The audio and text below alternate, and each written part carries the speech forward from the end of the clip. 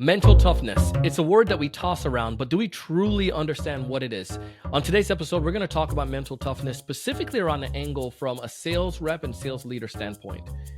I think you're going to learn a couple things today that can help you. Check it out.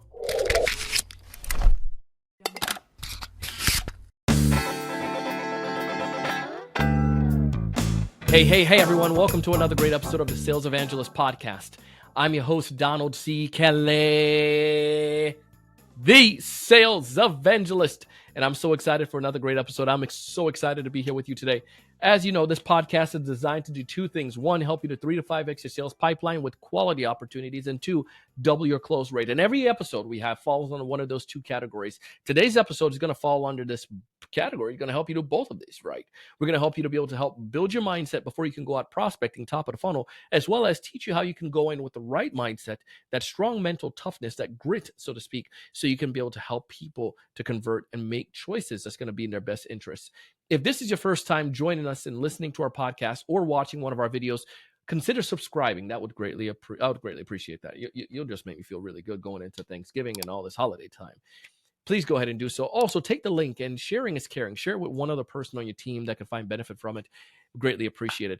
Today, Matthew Phillips coming on the show, and I'm going to give him his proper name, Matt Phillips. Matt and we were talking about mental toughness, but not so much as like mental toughness, get out there, run through raw, hoorah, rah, rah, but the idea of what exactly this is and how we can best utilize this idea to be able to help us as a sales leader or as a sales rep for our team to perform well. He breaks it down into 5 different areas, and we tackle each of the areas.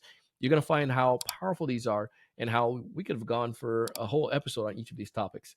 Let's go ahead and dive in, and I'll see you on the backside. Matt, welcome to the show. So good to be here. I've been anxiously awaiting after our first conversation for this day, and here we are. So thanks for having me. Of course, man. I think mental toughness is something that I get giddy and excited about because it's one of those things that if really understood, whether in any discipline, whether it's sales or sports or business or family life or ultra marathon runner, whatever you do, like if you can really understand how mindset works and mental toughness, I think you're unstoppable. So there's a power in that. Yeah, well, There is. and keep going on that. No, and I think it is interesting. You and I talked briefly before, but when we talk about these concepts like mental toughness, strong mindset, resilient, whatever phrase you want to use. Yeah.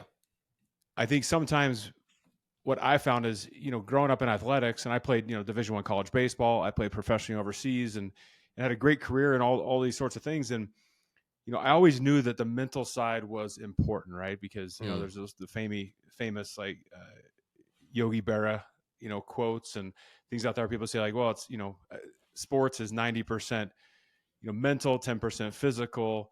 Yogi Berra, I think, used to say, baseball is 90% mental and the other half is physical. Using his famous quote. And I think, and same is true in sales, things like that, of like, ooh, like I want that. I want to be mentally tough and all those sorts of things. But I look back honestly, and I was like, I don't really know what that means. And I think we throw around some of these concepts that they're the right words, but we don't know how to attach meaning or action to them necessarily. And so that's just something we're passionate about what we do. We've defined it. This is what it means, and this is what it's going to look like. And then how do we shift our actions to align to those things? And that's what's going to make you resilient, mentally tough, mentally strong, however you want to say it. All right. No, I love that. And the thing today is what's going to make this episode great is the fact that you have a breakdown, and you didn't come up with this just overnight. This is something that you've developed like from your career and working with clients, which I'd love for you to take a second and tell us a little bit more about what you do exactly. Yeah. So I'm a leadership coach, and where we focus, that's different sometimes than other coaches, on what we know to be the one true differentiator. And that's the mental toughness piece. It's the mindset piece. And as we elevate in a sales leadership position, as we elevate, you could be in finance, accounting, I know most of your listeners are sales, but whatever function you might be in, if we want to be the best leader possible in that organization, it's oftentimes not only the leadership stuff that you're learning, but the mindset along with it that makes all the difference. And, where you and I connected, last time is, I also I know your listeners want to be great mothers and fathers and husbands and wives and just great people, right? And the same thing is true. We take all these same learnings and we apply them to every area of our life. And it's what I found personally and with the clients I work with, the absolute game changer. Yeah. Oh, I'm you got me at hello on that one. I want to go deeper into this though, like, and tying this back to what you said at the jump, where we are talking about, yes, there's phraseology, maybe something that sounds great, or a buzzword, or something that we intrinsically we feel mindset or mental toughness, maybe something that we need to focus on. But what exactly is it? You have a five step breakdown when it comes to understanding mental toughness. Do you mind telling us what those five things are, and then maybe we can come back into each of them? Is that cool? Yes, that's perfect. Yeah. So Okay. the 5 elements, if you're taking notes, the first is, and literally foundation for everything, is confidence. Okay.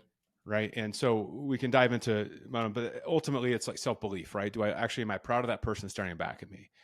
And that's where everything stems from a leadership perspective, is that place of confidence. The second element is focus. So what am I focused on? Why am I focused on it? What value is it driving in my business or my life? And how do I avoid distractions along the way? The third Okay. element is what we call control. And I'm pretty type A. If you ask my wife, ask people, I'm sure a lot of listeners are type A as well. And what we mean, we don't mean controlling everything. What we mean by this element is emotional control. So how do we channel our emotions the right way? How do we have the ideal reaction instead of just a reaction to a problem that we're facing? The fourth element is what we call energy, right? I believe one of the secrets to success of great leaders is just showing up with more energy than the person next to you, across from you, on the Zoom from you. Like, just energy is infectious. So it's Mm. how you want to kind of leave that energetic, legacy with the people you come across.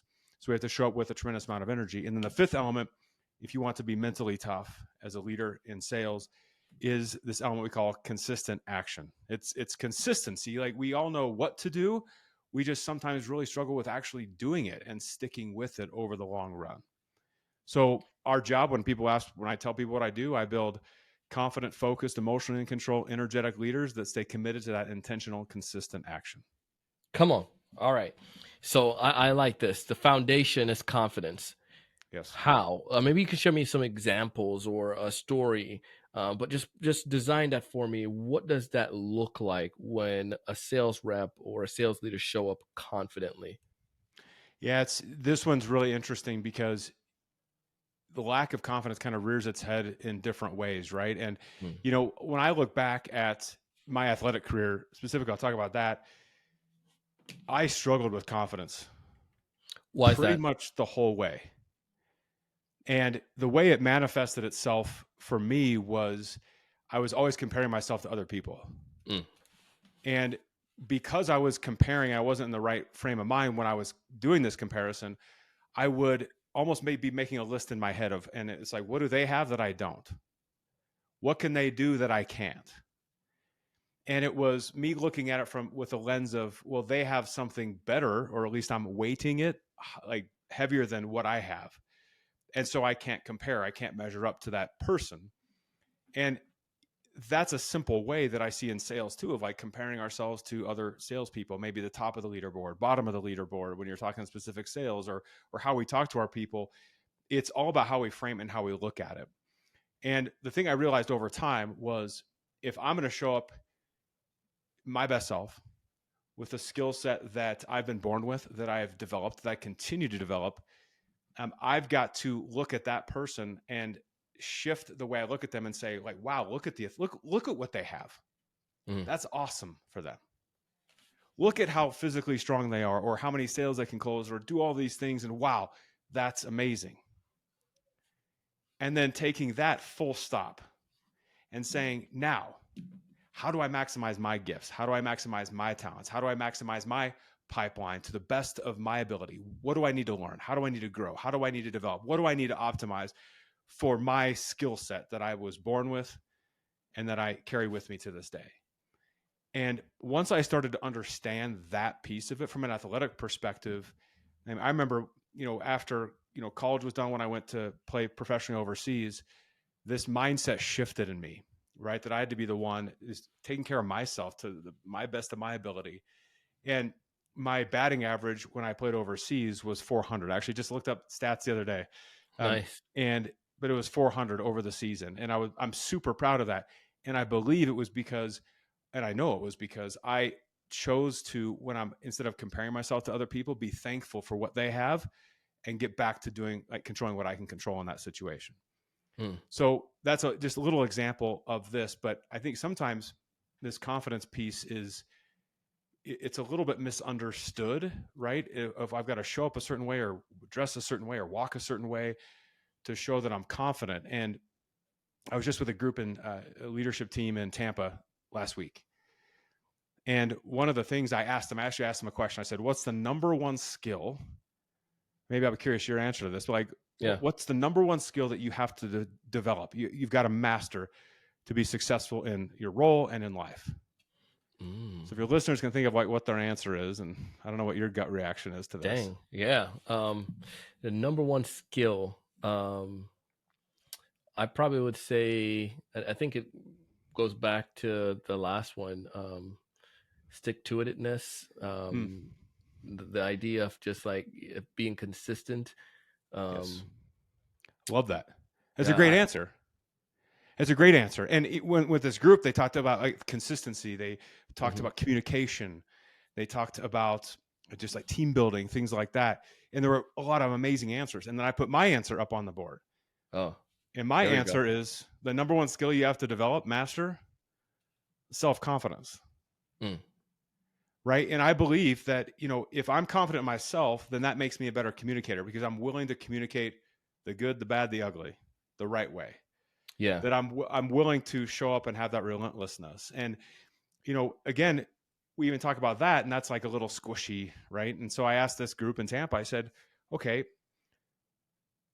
like, what does self-confidence even mean? Like, how would you define it? Yeah. If you're sitting with someone, what would you say? And there were a lot of like amazing answers again. And then I put mine up on the board, and mine's not right, wrong. It's just my opinion on it.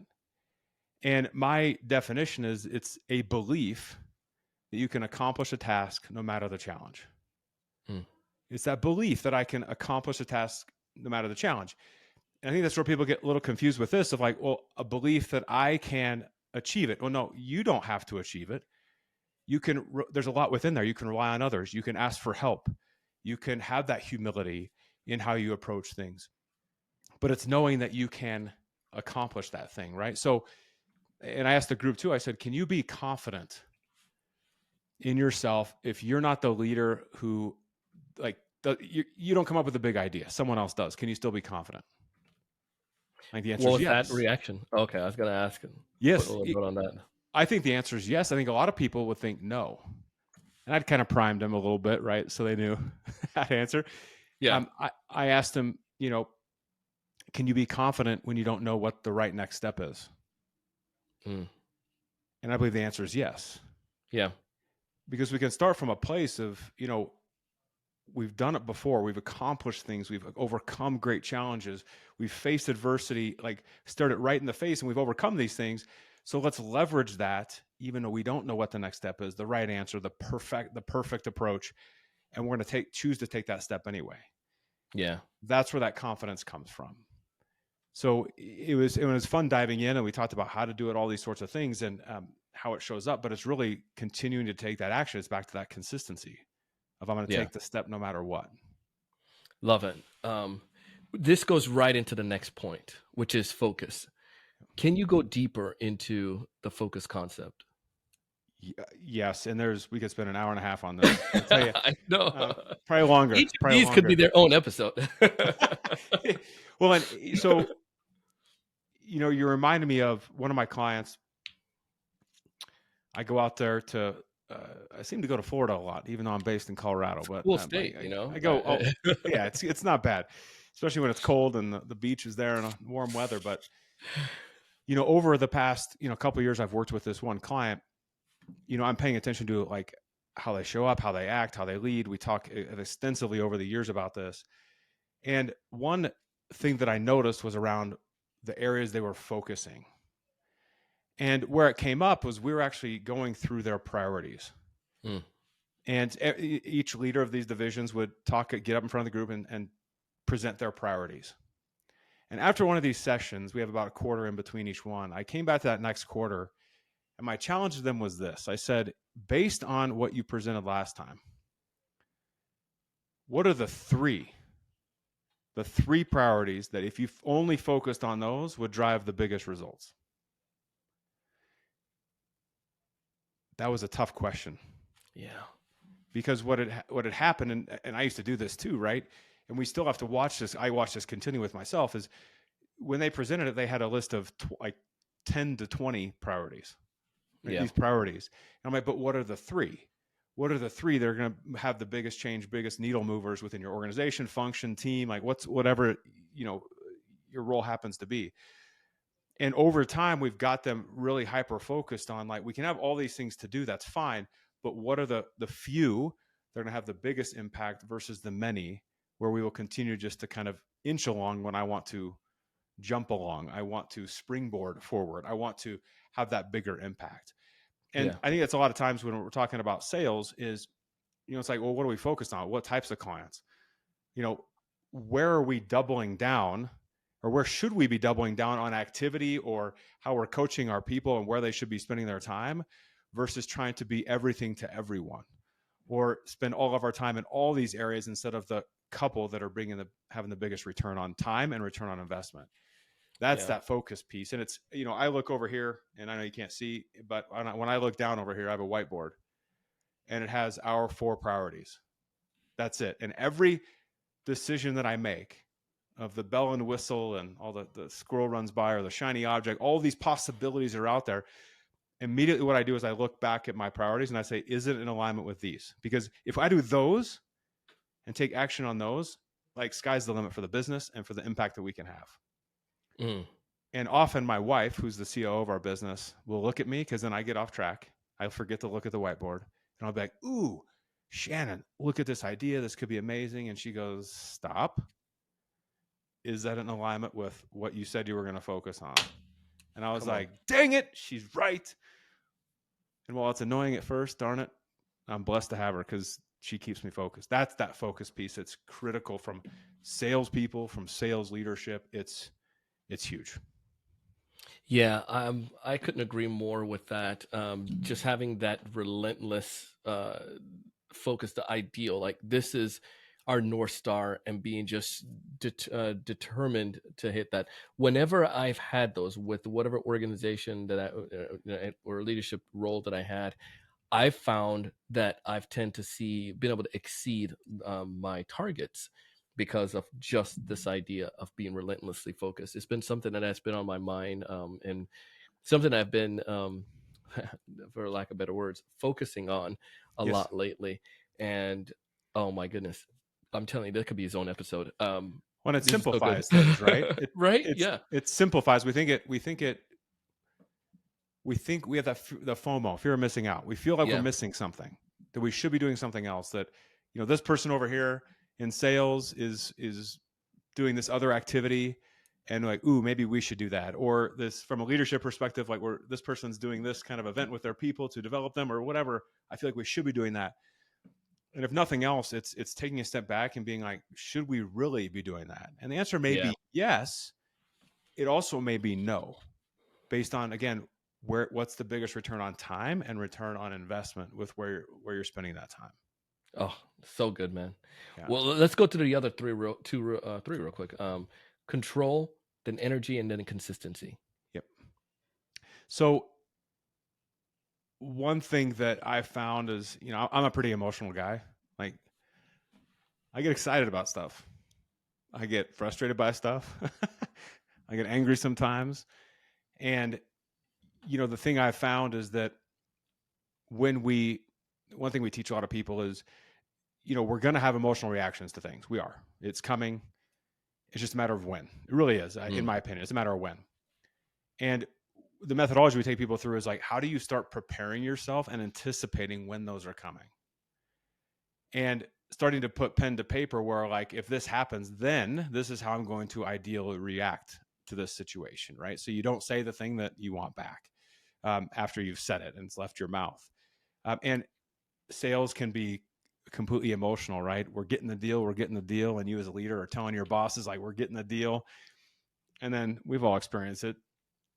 2 minutes later, nope, fell through. Nope. So we're like, it's these extremes of emotion that we have. And the best leaders have just understood how to prepare themselves for that. The best athletes Yeah. have prepared themselves for, if I give up that home run or I give up that goal in hockey or whatever the sport is, how do I want to react so I can stay focused, remain confident in myself, and keep taking that action forward? So that's where that emotional piece comes in. That's, I could spend all day of like on each of these, like you said.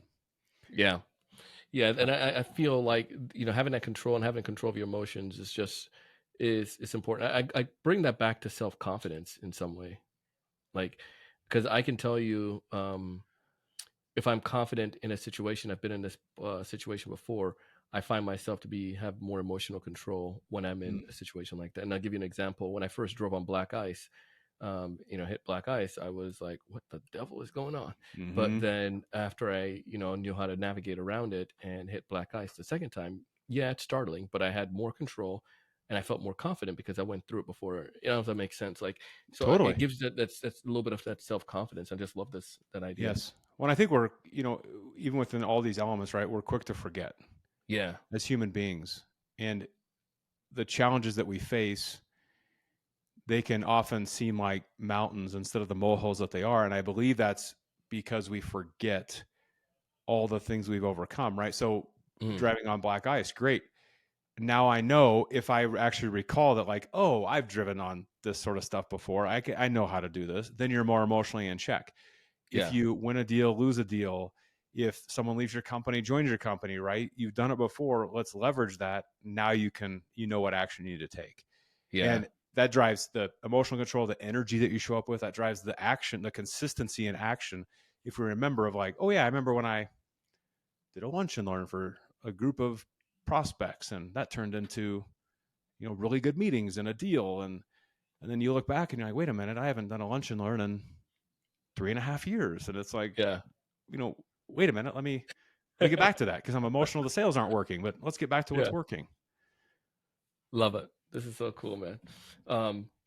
Energy and consistency. Energy, we take a pretty holistic approach, and meaning you have to show up the right way at work and at home. I believe you can't be two separate people in those places. Why is that? Because if you're aligned with who you are and the impact you want to make, you have to show up your best in each of those places. And I think it's one person, not two people. And once you notice that about yourself, you can leverage that in both those places. And so that's kind of one from working at home, and the energy feeds off the energy. And the second thing is you have to take care of yourself, right? So we, in some of our programs, will have a whole training on nutrition. That my wife has a holistic nutrition certification. She's built the whole program. People are like, what does that do with leadership? It's like, well, it has everything to do with leadership, because if I'm not eating right, taking care of myself, I can't have the energy to perform. I can't. It's impossible. Way. Yeah. And so we do some like unique things around that too, as like different bonus programs. And then like sleep, it's just talking about some of these things of like our routines of like, what are we doing in the morning? What are we doing at night to prepare ourselves for the day or for sleep or for the afternoon? Like, what are some of the things that we're doing? That's what I mean by that energy piece. And again, just show up a little more positively with some energy and fire. And it's infectious. It's infectious. So true.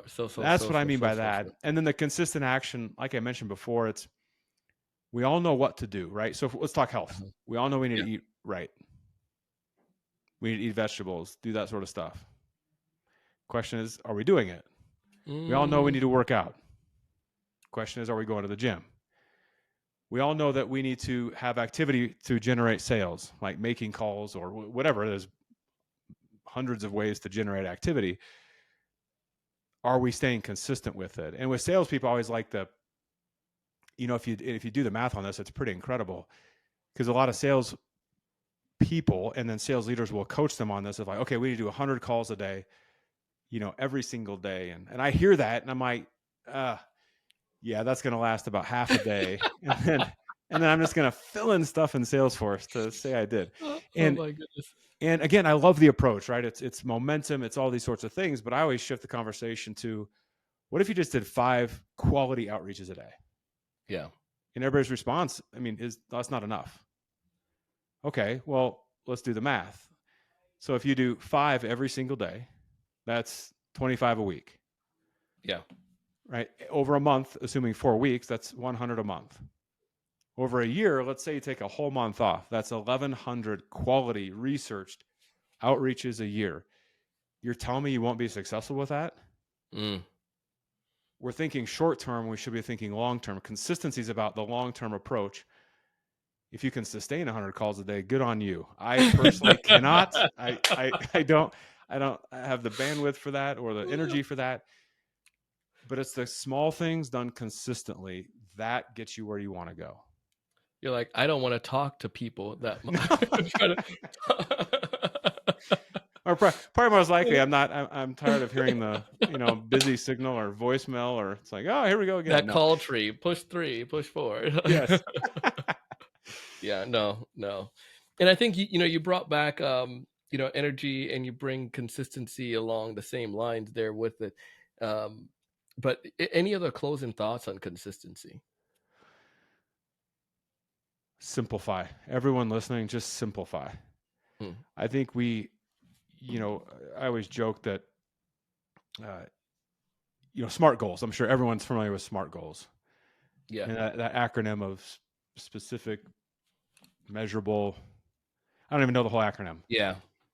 And I really don't care for SMART goals too much. No offense to the founder and creator of SMART goals. And because I believe that, like, when we go through, and especially when we look at sales planning, right, we have can have such a detailed, exhaustive analysis and SMART goals and all these things that, at least my experience has been, when I get done with that, I have no energy to actually execute upon it. And so I look at it differently. Instead of that, it's kind of like that shotgun approach of, like, action is better than a plan. So let's, shoot the gun in the general direction of, like, I want to make sales. So let's shoot the gun, take the step forward, and then we'll adjust as necessary along the way. But it's the action that's going to get you where you want to go, not this grandiose, huge plan. And that's where I think sometimes we spend all of our time building this massive plan, and then knowing full well we're probably not going to be consistent with it. And I sit there and say, simplify it. It's 5 push-ups a day. It's 10 push-ups a day. It's walking around the block once. It's like, what are the small things? Sales. It's 5 quality outreaches a day. It's 2. Like, pick a number that you can actually stick with over time. And I've seen, like, things blow up for salespeople that way. And for sales leaders too, watching their people, of just the consistency and doing those little things. Again, over time, we discount Tony Robbins says a quote that we overestimate what we can do in a year. We underestimate what we can do in 10. Come on, man. And I love that quote, right? I love that quote. It's true. Like, we're playing the short game instead of the long game. Well, yeah, I love this. Good stuff, man. I wish we can keep you up for like another hour here, but if folks are listening, they want to learn a bit more about you, they want to connect with you. Is there anything what can they do to connect with you? Anything that they can go and consume to get more from Matt? Absolutely. So first thing, if you want to dive into what we call the lost art of leadership and our framework for sales leadership and how to kind of some 3 mistakes that people make in our methodology, head over to mattphillipscoaching.com/webinar. We have a free training that you can take advantage of and just learn how we think, how we act, and get a few things that you can take away right away. Okay. Obviously, please go over to the Matt Phillips podcast as well and check that out. We'd love to connect with you there, and we're going to get Mr. Kelly on the podcast, vice versa. We got the team teed up for that, but go ahead and check it out, because we have different guests, professional athletes, sales leaders, and just to give you a different perspective on what leadership and mindset and mental toughness means to us to help elevate your life and elevate sales, of course. Love it. Well, Matt, we'll put that in our show notes so folks can get access to it. Thank you for breaking this stuff down for us today, helping us to get mentally tough as leaders and as individual rep. Truly appreciate it. My pleasure. Thanks for having me again. Anytime. That was Matt Phillips. I'm telling you, the man knows what he's talking about mental toughness. I love the idea of consistency. As you can hear, I talked about that there. And the idea also of just making sure you can control yourself and focus. Like going into this time of the year, prepping for next year, we need to focus, man. I'm thinking about stuff. As I was listening to this episode, I'm like, there's several things I'm taking off my plate. I can't boil the ocean. There's core things that I need to do. Matt said he has 4 things. What are the core things that you need to do as a rep? Are you doing things that are giving you the, shiny object syndrome, chasing squirrel or cars? Like, what is that core that you're trying to accomplish? Do you have a singular focus on that? And then what are the things that make sure, those 4 steps, so to speak, that make sure, 3 steps could be, that just make sure if anything I do has to fall in line with this. I'd love to hear what that is. You could connect with your boy on LinkedIn. Now, speaking about LinkedIn, you know I love that platform, and it's a money pit when done right, not spamming people. We have a LinkedIn prospecting cohort that teaches sellers like yourself and sales teams how they can maximize LinkedIn, use it as a platform, not only for themselves and their teams, but to generate 3 to 5 appointments per week without spamming people. Scouts honor. If you want to find out more about that, go ahead and drop me a message. You can go to thesalesevangelist.com/LinkedIn. I'd love to have you join our next cohort. We have spots open. It starts in January, and it would be an honor to have you. Speaking about that as well, we have some other links to our sponsors down below. And you need to connect with these folks because they're trying to help you succeed just as much as I am. Thank you, Matt, for coming on the show. Connect with him. Take advantage of the offer that he's giving you, some free assets there. Like, you're getting so much on these episodes and we ain't charging you for them. It's good stuff, right? But apply it. I want to hear about it. Connect with me on LinkedIn and tell me you heard about the show and how you are applying this stuff. And join our LinkedIn prospecting course. As always, I want you to 3 to 5x your sales pipeline with quality opportunities. I want you to double your close rate. And I want you to raise your level of thinking. Go out, do big things, and make some money. I'll see you in the next one.